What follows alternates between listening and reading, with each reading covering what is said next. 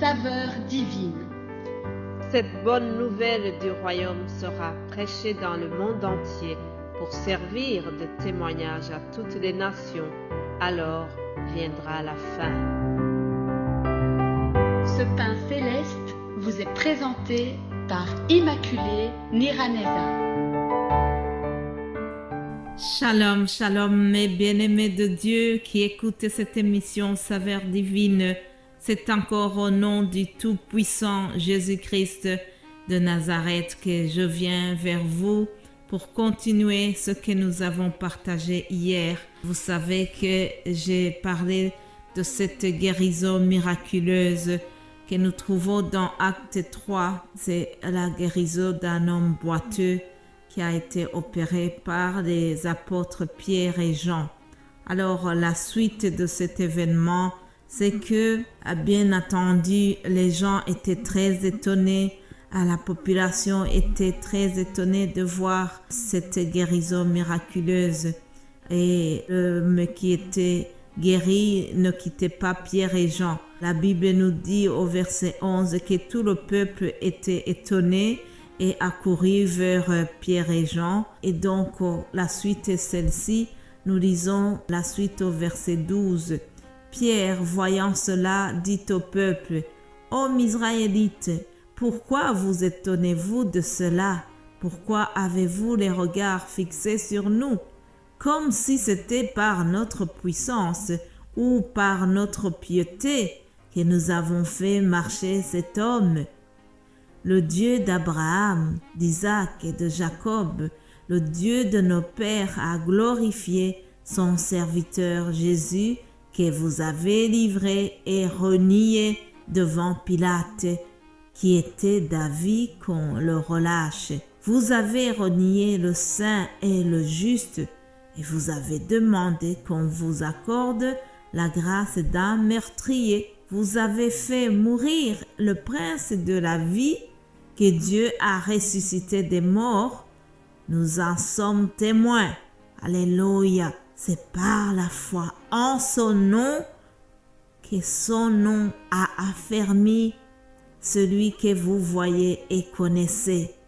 C'est la foi en lui qui a donné à cet homme cette entière guérison en présence de vous tous. Alléluia, alléluia. Ah, j'aime beaucoup ces paroles, j'aime beaucoup ce récit. Comment Pierre, rempli de puissance, a témoigné. Lui qui avait renié auparavant Christ, le voilà devant le même public, le voilà rempli de la puissance du Saint-Esprit et il témoigne.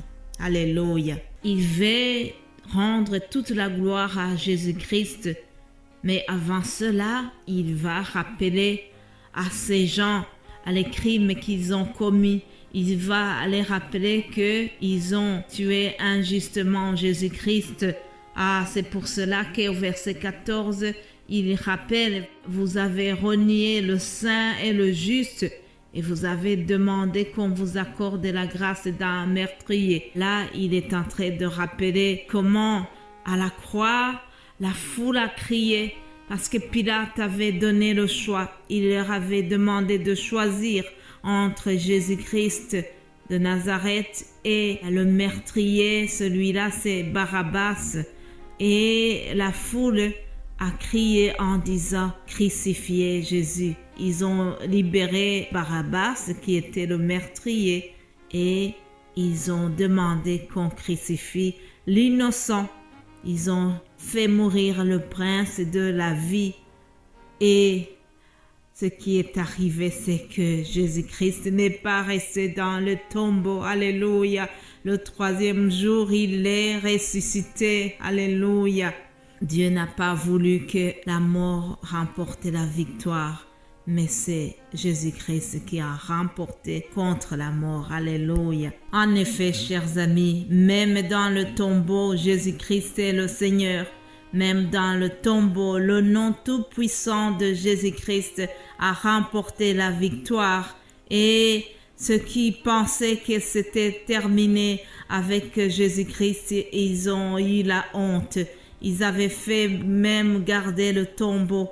Ils ont demandé aux soldats d'aller surveiller. En effet, ils disaient, faites attention que ses disciples ne viennent dérober son corps et qu'on dise qu'il est ressuscité.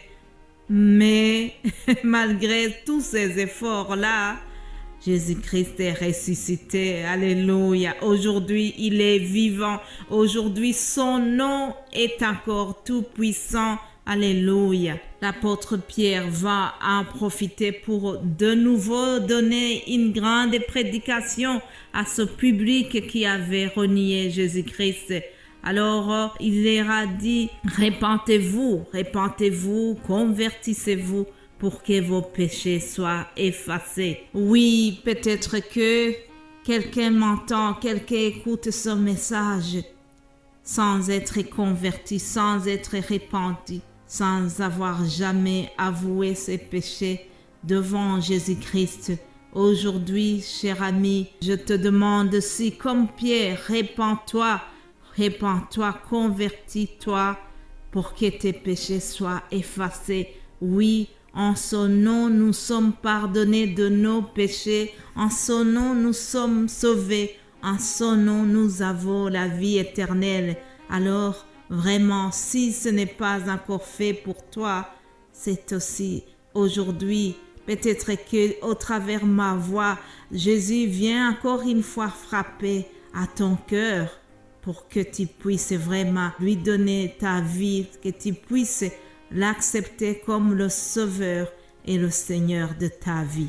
Mes bien-aimés de Dieu, le miracle qui a eu lieu dans ce chapitre 3 a été suivi vraiment par une jalousie démesurée de la part des chefs religieux et de la part des hommes politiques aussi, parce que ça dérangeait Pierre et Jean, les apôtres. L'annonce du nom de Jésus-Christ dérangeait beaucoup.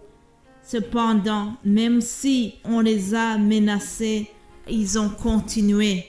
Ils étaient déterminés. Au lieu de se taire, ils ont continué d'enseigner dans toute la ville de Jérusalem. Dans Acte 5, nous voyons comment on les avait menacés. Cependant, ils ont continué avec vraiment une grande détermination. Acte 5, 28, il est écrit « Ne vous en avons-nous pas défendu expressément d'enseigner en ce nom-là? Et voici, vous avez rempli Jérusalem de votre enseignement et vous voulez faire retomber sur nous le sang de cet homme. » Pierre et les apôtres répondirent, « Il faut obéir à Dieu plutôt qu'aux hommes. » Alléluia.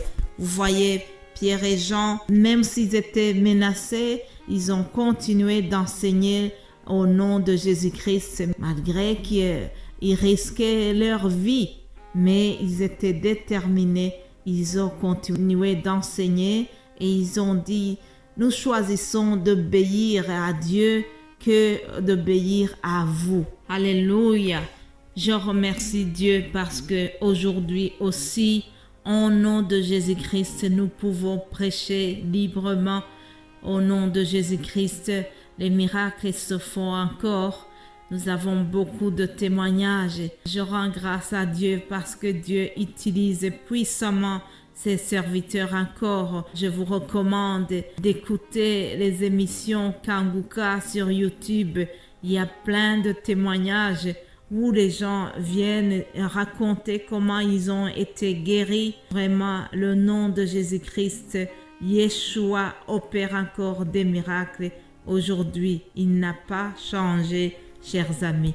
Nous allons continuer demain.